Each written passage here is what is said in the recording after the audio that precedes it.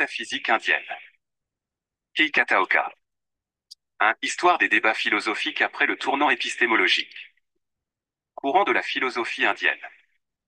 Après la période védique, environ 1500 à 500 avenue Jésus-Christ, divers systèmes philosophiques ont émergé dans le sous-continent indien, particulièrement à partir du 5e siècle avenue Jésus-Christ avec l'apparition du bouddhisme. La philosophie s'est développée autour de l'axe du contraste entre les brahmanes et les ramajas, ascètes errants. Les questions concernant les principes primordiaux et l'existence ont culminé dans le dualisme du Skya et l'ontologie détaillée de l'Abhidharma vers le début de l'ère commune. La spéculation enracinée dans la grammaire a ensuite progressé vers l'établissement des moyens de connaissance, prama, comprenant le raisonnement logique valide et l'autorité des écritures. La question des moyens de connaissance a fortement caractérisé les débats philosophiques à partir du 5e siècle de notre ère. Dans les théories indiennes de la perception, nous pouvons facilement trouver des ensembles de problèmes analogues à l'épistémologie moderne occidentale. Parallèlement, la tradition indienne du débat a offert une perspective empirique alternative sur l'inférence. Le traitement du langage et des écritures révèle une spéculation distinctement indienne. Derrière les débats dogmatiques sur les écritures et la divinité se trouvait une épistémologie stricte concernant la perception, l'inférence et le langage. Après le 5e siècle de notre ère, la philosophie indienne a développé une épistémologie sophistiquée qui rend difficile l'approche pour les non-spécialistes. Cela explique pourquoi la philosophie ancienne des Upanishads et les théologies connexes, qui peuvent être comprises sans épistémologie détaillée, ont souvent été considérées comme représentatives de la philosophie indienne. Cet article examine la philosophie indienne du 5e au 12e siècle de notre ère, en se concentrant sur les débats entre le bouddhisme et les écoles brahmaniques. L'impact de Dinya sur l'épistémologie. Vasubandhu, 350 à 430 de notre ère, de l'école Yogra défendait une vision de l'esprit seulement, Vijñaptimtra, qui n'est la réalité extérieure. Le logicien bouddhiste Dinya, 470 à 530 de notre ère, suivant cette tradition, a établi ses propres théories dans son chef-d'œuvre Compendium des moyens valides de connaissance, Pramasamukaya. Tout en incorporant de manière critique les théories de Vasubandhu, il a également critiqué d'autres écoles, notamment la logique Niya, le naturalisme Veka, le dualisme Skya et l'herméneutique scripturale Mimamsa. En réponse aux critiques de Dinya, l'érudit Mimamsa Kumrila, 600 à 650 de notre ère, a établi un système philosophique défendant les écritures védiques contre le bouddhisme dans son commentaire en vers, Lokavartika. Il aborde divers sujets, notamment la vérité de la cognition et du langage, l'omniscience, la violence, 6 moyens de connaissance, la cognition sans objet correspondants externes, les images mentales, les rituels pour le bénéfice mondain, les phonèmes, les mots, les phrases, le Veda, la signification des mots, universaux, exclusion des autres, la relation entre le mot et la signification, Dieu et le soi individuel. Répondant aux critiques de Kumrila, le logicien bouddhiste Dharmakirti, 600 à 660 de notre ère, a établi un système complet de logique et d'épistémologie bouddhiste dans son commentaire sur les moyens valides de connaissance, Pramavartika, et ses œuvres ultérieures. Il a révisé les théories de Dinya, créant un système philosophique qui guiderait la logique et l'épistémologie bouddhiste par la suite, s'étendant finalement au bouddhisme tibétain. Parallèlement, la logique de Dinya antérieure aux révisions de Dharmakirti s'est répandue en Asie de l'Est grâce aux traductions chinoises de Xuanzang. Sujet philosophique dans les compendiums du 8e siècle. Ntarakita, 725 à 788 de notre ère, abbé du monastère de Nangki a apporté l'ordination complète au Tibet, a examiné de manière critique la pensée indienne dans son compendium philosophique, Compendium des principes, Tattvasagraha.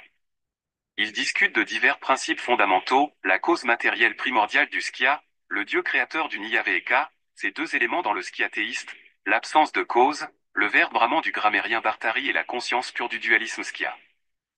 Il critique ensuite les théories du soi individuel éternel, Tman, de diverses écoles, Niyaveka, Mimamsa, Skya, Jainisme, théologie Vedanta et la secte bouddhiste Vetesputriya. Après avoir confirmé les concepts bouddhistes de base comme la momentanéité et la relation entre l'action et son résultat, il critique systématiquement les catégories Veka, substance, qualité, mouvement, universel, particulier et inhérence. Dans sa théorie de la signification des mots, il critique les vues brahmaniques qui prennent les universaux ou les individus comme signification des mots, établissant à la place la théorie sémantique uniquement bouddhiste de l'exclusion des autres, Enipoa, alignée avec son épistémologie représentationnaliste. Il discute ensuite des deux moyens bouddhistes de connaissance, perception et inférence, tout en rejetant les autres moyens de connaissance acceptés par d'autres écoles. Après avoir critiqué le relativisme jaïna, les théories des trois temps, passé, présent, futur, le matérialisme et les théories qui acceptent la réalité externe, il conclut que tout ceci n'est que cognition, vijñaptimtra. Dans son appendice, Tarakita consacre de nombreux vers à critiquer Kumrila sur trois sujets, si les mots, y compris l'écriture védique, sont naturels ou conventionnels, la vérité de la cognition et du langage, et l'omniscience du Bouddha. C'étaient des sujets brûlants concernant l'autorité religieuse que Kumrila avait largement développée. Opposition entre le bouddhisme et la religion brahmanique. La perspective de voir la pensée indienne à travers la lentille de Kumrila et Dharmakirti se retrouve également dans le chef-d'œuvre bouquet de logique, Niyamanyar, du logicien Niya Jayanta, 840 à 9 cents de notre ère. Jayanta adopte pleinement la théorie de Dharmakirti sur la totalité des facteurs causaux dans sa théorie causale et introduit des théories de la signification des phrases, l'une des discussions les plus importantes pour l'herméneutique scripturale dans la tradition Niya. Concernant Dieu, Vara, qui contrôle la création, le maintien et la dissolution, il argumente pour l'existence de Dieu du point de vue Niya contre le front allié exceptionnel de Kumrila, qui nie Dieu parce que Mimamsa considère le Veda comme non créé et éternel, et l'athée Dharmakirti. Jayanta classifie également diverses sciences et religions, positionnant Niya aux côtés de Mimamsa au sein des sciences brahmaniques centrées sur les écritures védiques, assurant un statut indépendant à Niya en tant que logique, y compris le débat, qui défend activement les écritures contre la critique bouddhiste. Il place les religions Seva et Veava comme non védiques, le bouddhisme, le jaïnisme et le skya, y compris le yoga, comme anti-védiques, et les vues matérialistes et les cultes au bas de l'échelle comme indignes d'être appelées doctrines indépendantes. Finalement, il propose une sorte de pluralisme religieux en affirmant que toutes les écritures, gamma, sont correctes. Il défend également la méthodologie de débat Niya contre la critique acérée de Dharmakirti dans une méthode de débat, Vedanya. Jñar, environ 1000 de notre ère, l'une des 6 portes de la sagesse au monastère de Vikramala, critique l'érudit Niyabsarvajña, le commentateur Mimamsa Sukarita, début du Xe siècle, et Vekaspati qui a écrit des commentaires sur divers systèmes brahmaniques. Il mentionne également des érudits Niya dont les œuvres sont maintenant perdues, Akarasmin, Vyoka, Trilokana. Il discute de la momentanéité de l'existence, de la relation de pénétration dans l'inférence, de la théorie des concepts, exclusion des autres, et de Dieu. Il s'engage également dans un débat avec Ratnkaranti, le chef des 4 gardiens de porte à Vikramala, sur la question de savoir si les images dans la cognition sont réelles ou fausses. Le désaccord sur la question de savoir si les images apparaissant dans la perception, comme le bleu, existent vraiment comme identiques à la cognition ou sont simplement fabriquées et fausses a également été observé entre Karagupta, 775 à 840 de notre ère, et Dharmotara, 740 à 800 de notre ère. Ce débat remonte à l'opposition entre Dharmapla, 530 à 561 de notre ère, et Stiramati, 480 à 555 de notre ère. Le successeur de Kumrila en herméneutique scripturale, Mana, 660 à 720 de notre ère, organise les deux théories comme manifestation de la cognition elle-même et manifestation de la non-existence du point de vue de la théorie de l'erreur. L'influence de Mana est évidente chez Karagupta, qui utilise des termes de la théorie de l'erreur introduits par Mana et discute en détail de la théorie des phrases Mimamsa au début de son ornement aux commentaires sur les moyens valides de connaissance. Udayana, 1050 à 1100 de notre ère, qui a écrit un super commentaire suivant le sous-commentaire de Vekaspati sur le commentaire d'Udyotakara sur le commentaire de Vetsiyana sur le Niyastra, a compilé des arguments théistes et d'affirmation de soi dans des œuvres indépendantes, réfutant les critiques bouddhistes et établissant Dieu et le soi dans la religion brahmanique. La lignée de Mana, qui a tenté d'interpréter de manière cohérente les parties rituelles et de connaissance des écritures védiques, le polyvalent Vekaspati, qui a commenté les œuvres de Mana, et le logiquement acéré Udayana est particulièrement importante compte tenu de leur influence sur le nouveau Niya, Navya Niya, commençant avec Gaja, fin du XIIe siècle. Likanta, fin du IXe siècle, une figure majeure de l'école Mimamsa Bhaskara que Gaja considérait comme un adversaire principal et que le nouveau Niya a toujours présenté comme un adversaire après le déclin du bouddhisme, était un herméneute scripturaire versé dans l'ontologie Veka. Il discute de divers sujets philosophiques, notamment la théorie de la cognition sans objet, la théorie de l'erreur, les universaux, les moyens de connaissance, perception, inférence, écriture, analogie, raisonnement hypothétique, absence de moyens de connaissance, la relation de signification des mots, le soi individuel, la permanence des phonèmes, la momentanéité et la signification des phrases. Cet article retrace le développement de l'épistémologie, de l'ontologie, de la sémantique et de la logique indienne du 5e au XIIe siècle en tant que métaphysique indienne, en se concentrant sur les érudits bouddhistes dont les dates sont relativement facilement établies grâce aux connexions avec la Chine et le Tibet. Les dates des érudits entre parenthèses sont provisoires et fournies par commodité pour montrer la chronologie relative. 2. Questions sur la réalité. 2 courants en ontologie.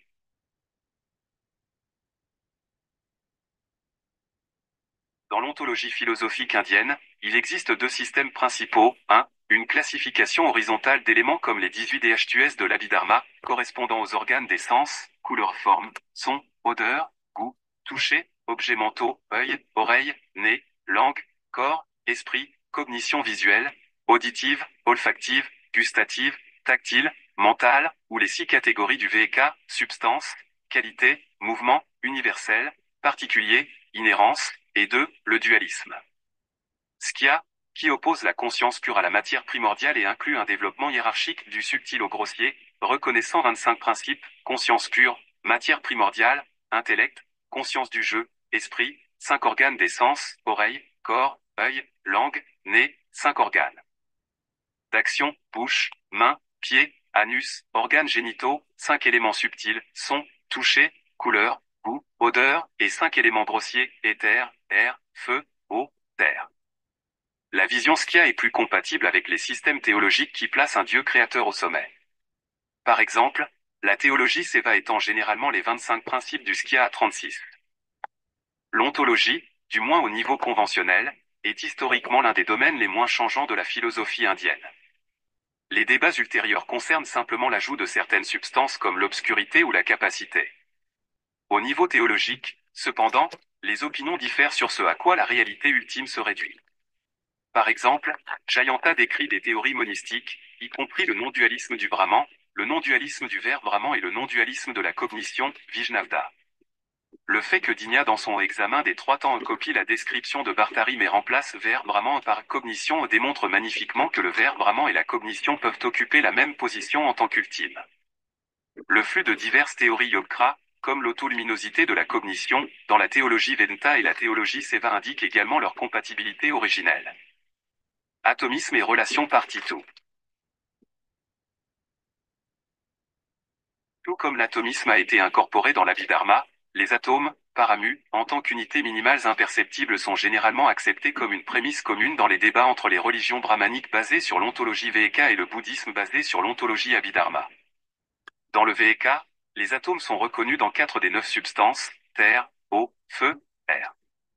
Les substances restantes éther, temps, direction, soit individuelles, man, sont maximalement grandes et omniprésentes. Le soi individuel, bien qu'omniprésent, est limité à un corps spécifique, rendant sa fonction localisée. Pendant ce temps, l'esprit, mana, appartenant à un individu est minimal, de la taille d'un atome. L'esprit, appelé organe interne par opposition aux organes externes des 5 sens, fonctionne comme un commutateur reliant les 5 sens et le soi pour produire la cognition dans le VK et le Niya, expliquant la concentration. Cependant, il assume parfois d'autres rôles selon les exigences théoriques. Dans le bouddhisme également, le rôle de l'esprit n'est pas uniforme, devenant un concept complexe assumant plusieurs rôles selon les exigences des systèmes doctrinaux. Dans l'ontologie VK, le tout et les parties existent dans une relation d'inhérence où le tout inhère dans ses parties. Par exemple, le tissu et les fils sont liés par le tissu inhérent au fil. Bien qu'ils soient inséparablement liés, ils restent des existences distinctes. Le tout n'est pas complètement réduit à ses parties comme dans le bouddhisme, qui nie la réalité des tout. Kumrila, voyant des difficultés dans l'ontologie qui sépare complètement le tout et les parties dans les débats avec le bouddhisme, adopte une vision plus proche des perspectives multiples du jaïnisme, soutenant que les choses peuvent être à la fois différentes et non différentes, ontologiquement identiques tout en étant clairement distinguées dans la cognition. Pendant ce temps, le grammairien Bartari prend systématiquement la position que seuls les tout existent vraiment, niant la réalité des parties. Pour Bartari, seules les phrases sont un langage véritablement existant et effectivement utilisé, tandis que les mots et les phonèmes ne sont que des constructions conceptuelles extraites par la suite par les érudits. En fin de compte, seul le verbe vraiment existe vraiment, le monde phénoménal des diverses significations des mots existe seulement métaphoriquement. Débat universel et théorie à poire. La classification VK de l'existence basée sur la substance, la qualité et le mouvement a ses racines dans la classification tripartite des noms, adjectifs et verbes. Il convient de noter que, en tant que tendance générale dans la philosophie indienne, La grammaire en tant que science du langage sert de source d'idées pour diverses philosophies. Cela explique l'importance du grand commentaire de Patanjali, environ 150 avenue Jésus-Christ, et des œuvres de Bartari dans la lignée de la grammaire de Pini, environ 380 avenue Jésus-Christ. Leur vaste influence est facilement confirmée même au niveau du style et de la terminologie. Pendant ce temps, un débat féroce se poursuit entre les écoles brahmaniques qui acceptent la réalité des universaux, JTI, communs à tous les individus, et le bouddhisme qui prône l'impermanence et nie les réalités permanentes. Digna établit la différence ou l'exclusion des non-vaches comme le sens du mot vache au lieu de la vachéité en tant qu'universelle. C'est-à-dire qu'au lieu de reconnaître une propriété commune réelle comme les universaux, il pose l'exclusion des autres, et nipoa, comme le sens du mot vache. Pour Digna, ce que le mot vache désigne est ce qui n'est pas non-vache. Cette vision de la signification comme différence, distinction des autres, est déjà reconnue dans les théories grammaticales de la signification des phrases, par exemple, discussion sur le sens des composés comme sésame noir. Digna l'incorpore, la sublimant en sa théorie distinctive de la signification des mots. Il l'étend ensuite à la théorie des concepts en général, faisant de l'exclusion des autres l'objet de toute cognition conceptuelle, Savikalpajna, qui inclut la conceptualisation linguistique. La théorie Apoa en tant que théorie de la signification des mots et des concepts reste un point de discorde avec les religions brahmaniques après Digna et subit un approfondissement et un développement théorique. Même au sein du bouddhisme, il n'y a pas de vision monolithique. Répondant à la critique de Digna par Kumrila, Dharmakirti tente de fonder la théorie Apoa non seulement sémantiquement mais aussi ontologiquement et en termes de théorie de l'action. Par conséquent, la théorie Apoa de Dharmakirti et de ses successeurs directs, qui tend clairement à considérer les images mentales comme réelles, reçoit des modifications et des critiques de Dharmottara qui considèrent les images mentales comme fausses. Jayanta enregistre les deux théories bouddhistes. L'opposition entre les théories sans images et les théories avec images se poursuit jusqu'à la période finale du bouddhisme indien avec Ratnkaranti et Jñār. 3. Épistémologie. Le tournant prama, moyen de connaissance. La structure des chapitres du compendium des moyens valides de connaissance de Digna. 1. Perception. 2. Inférence pour soi-même. 3. Inférence pour les autres. 4. Exemple. 5. Exclusion des autres. 6. Réplique sophistique dans le débat, a une grande influence sur l'épistémologie ultérieure à travers Dharmakirti. Elle symbolise également comment la longue tradition indienne de preuve et de débat avant Digna a été incorporée dans le cadre des moyens de connaissance, prama. Digna considère le processus mental d'inférer le feu à partir de la fumée et la preuve verbale dans le débat, le son est impermanent, parce qu'il est produit, comme un pot, comme des processus cognitifs isomorphes, appelant le premier inférence pour soi-même et le second inférence pour les autres. Il pose également l'exclusion des autres, exclusion de non-vaches, au lieu des universaux, vachéité, comme le sens des mots comme vache. Selon lui, le langage, comme l'inférence pour les autres, n'est rien d'autre qu'un processus qui met en évidence la caractéristique commune, impermanence, vache en général, à travers l'exclusion des autres, exclusion des choses permanentes, exclusion des non-vaches, à partir de la raison, être produit, le mot vache. Digna incorpore également des techniques sophistiques dans le débat à la discussion de l'inférence en les traitant comme des pseudo-preuves et des pseudo-réfutations. Relation de pénétration comme prémisse d'inférence. Dans l'inférence, des exemples bien connus comme une cuisine ou un pot ont traditionnellement été considérés comme nécessaires, il y a du feu sur cette montagne, parce qu'il y a de la fumée, comme dans une cuisine où le son est impermanent, parce qu'il est produit, comme un pot. On infère le feu de montagne par analogie avec une cuisine. Vasubandhu, allant au-delà de la simple analogie, déclare explicitement que la raison logique doit avoir la relation là où il n'y a pas de probandum, il n'y a jamais de raison, comme là où il n'y a pas de feu, il n'y a jamais de fumée. Affinant davantage les trois conditions d'une raison logique, Kirpa et tu, établie avant Digna, Digna fixe trois conditions. 1. La fumée est une propriété de la montagne. 2. La fumée existe uniquement là où le feu existe. Et 3. La fumée n'existe jamais là où il n'y a pas de feu. Il exprime la relation feu-fumée en termes spatiaux de domaines plus larges et plus étroits, utilisant le terme pénétration, viti, pour signifier que la fumée est pénétrée par le feu. Par la suite, le terme pénétration de Digna devient généralement utilisé en philosophie indienne pour indiquer des relations nécessaires ou des lois générales. L'expression limitation est également vue. La source de la conception de pénétration de Digna est l'usage du qualificatif limitatif seulement. Pour Kumrila, qui accepte le réalisme universel, expliquer les relations de pénétration est facile. Il exprime la méthode d'apprentissage des lois générales comme voir plusieurs fois. Par l'expérience répétée, on comprend la relation générale entre la fuméité et la févité en tant qu'universaux. Pendant ce temps, pour Dignac qui nie les universaux, expliquer l'apprentissage des relations de pénétration n'est pas facile. Il abandonne les méthodes d'apprentissage positives et fait appel à des méthodes négatives. Le dispositif qui apparaît ici est le concept de non-perception, adarsana anupalabdi agra, signifiant n'a jamais été vu.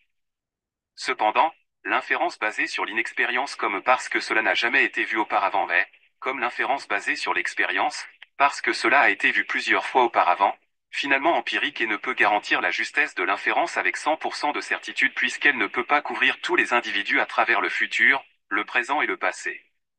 Katsura Shoryu évalue la relation de pénétration de Dignac comme une sorte d'hypothèse qui reste valide tant que des contre-exemples ne sont pas trouvés dans la classe ou le groupe dissemblable, Katsura Shoryu, indien logique. Dharmakirti souligne nettement les limites de l'empirisme commun à l'expérience passée de Kumrila et à l'inexpérience de Dignac. Dharmakirti soutient que la relation causale objective entre le feu et la fumée est le fondement de l'inférence.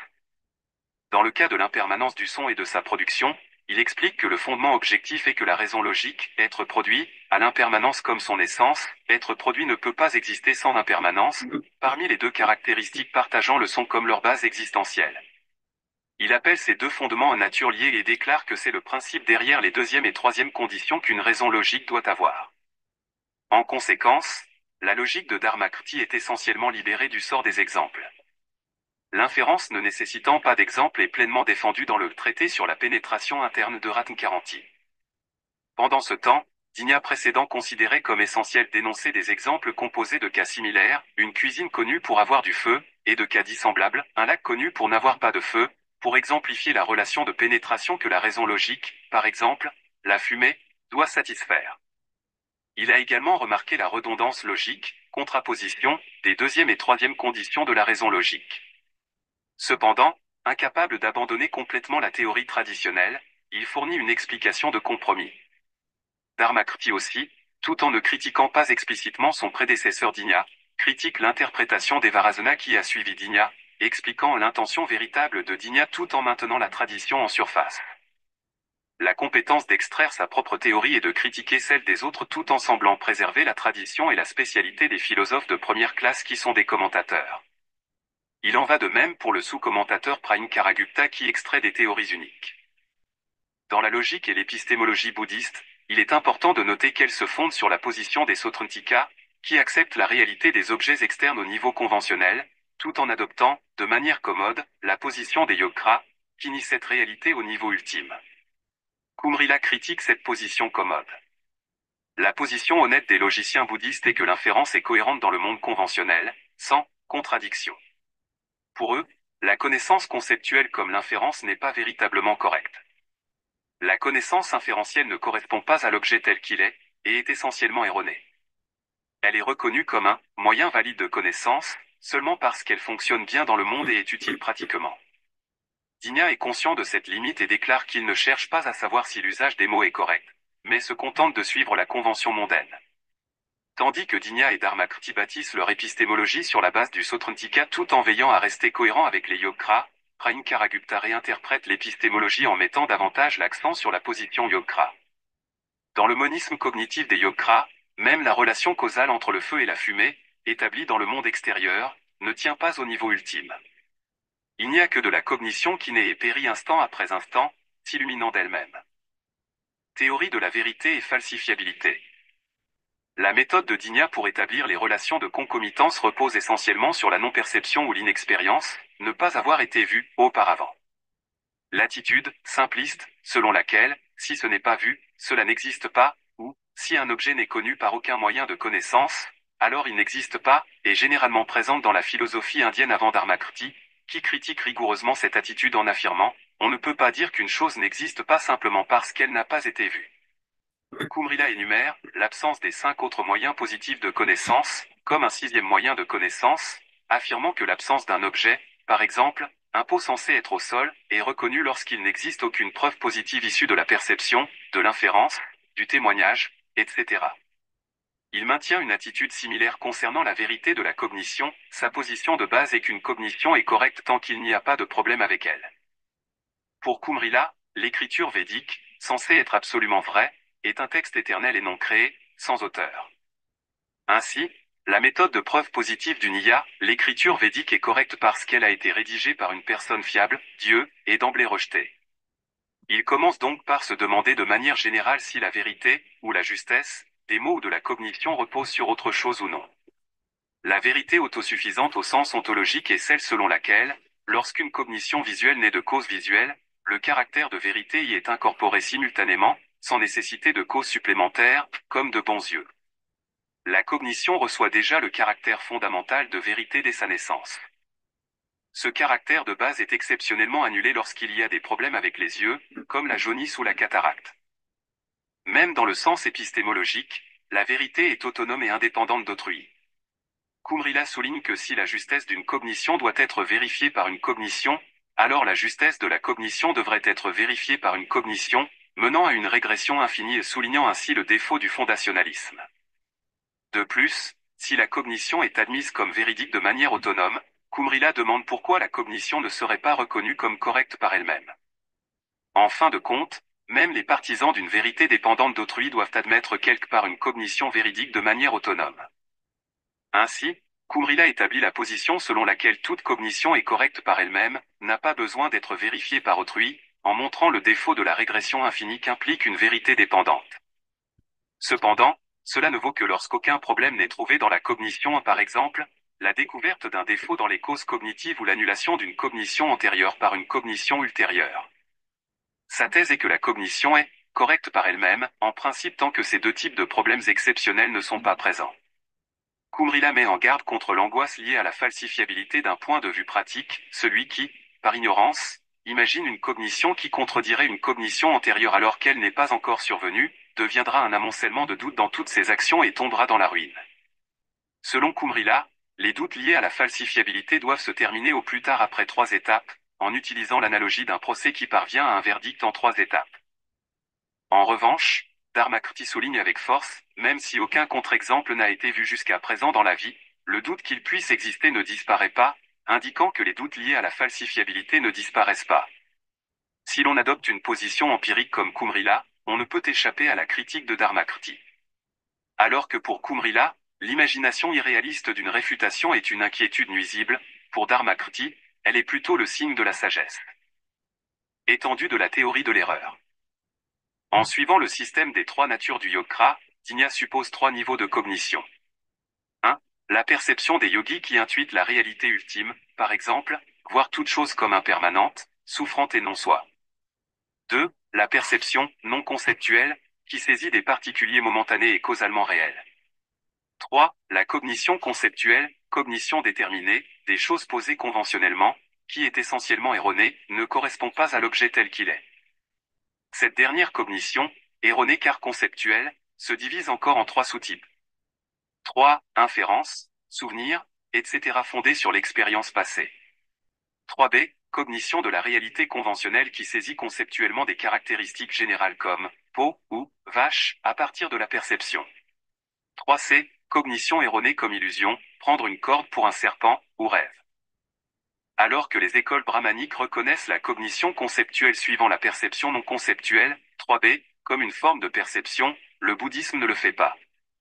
Il faut noter que cette classification ne traite pas bien les illusions comme les corps flottants, myodésopsie, qui ne supposent pas de conceptualisation. C'est pourquoi le commentateur Dharmakirti ajoute la condition, non erronée, à la perception, libre de conceptualisation. Les fleurs dans le ciel ou les cornes de lièvre sont classées comme inexistants absolus, servant d'exemple de choses qui ne produisent aucune image cognitive. Le sujet de l'épistémologie bouddhiste, qui limite les moyens de connaissance à la perception et à l'inférence, se concentre donc sur les niveaux 2 et 3.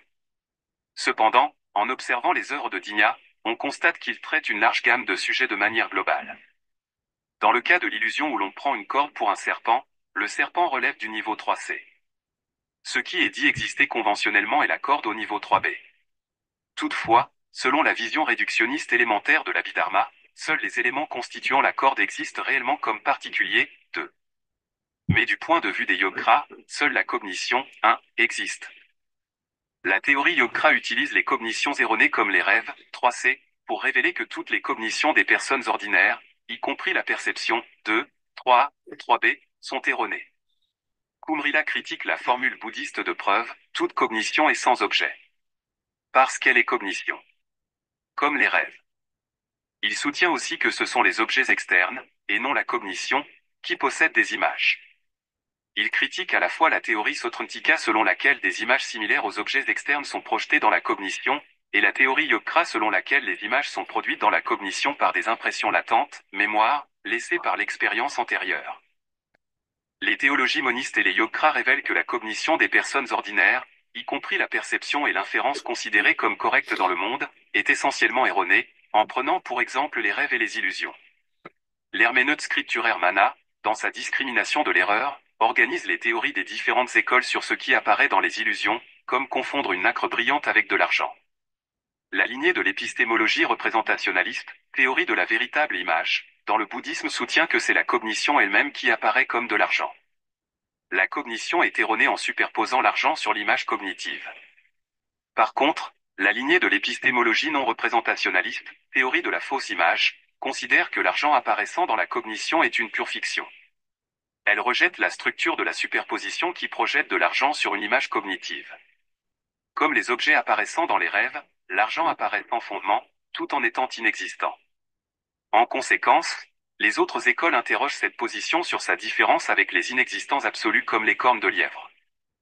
Quant aux écoles brahmaniques, croyant qu'une cognition ne peut être sans objet et doit toujours avoir un correspondant, elles insistent pour dire que même une cognition erronée a une réalité correspondante.